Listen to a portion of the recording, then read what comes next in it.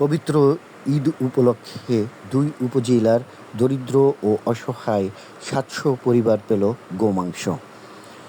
পবিত্র ঈদুল আজহা উপলক্ষে গোপালগঞ্জের কাশিয়ানী ও ফরিদপুরের আলফাডাঙ্গা এই দুই উপজেলার দরিদ্র ও অসহায় ৭০০ পরিবারের মাঝে ১ কেজি করে গোমাংস বিতরণ করেন মরিশাস প্রবাসী আকাশ মিয়া। ১৭ জুন ঈদের দিন ৩টি ষাঁড় গরু জবাই করে সেই মাংস বিতরণ করা হয়। আকাশ মিয়ার নিজ বাড়ি আলফাডাঙ্গা ঝাটিগ্রাম ও কাশিয়ানী কলেজ রোড আকাশ ভিলা থেকে এসব মাংস বিতরণ করা হয়।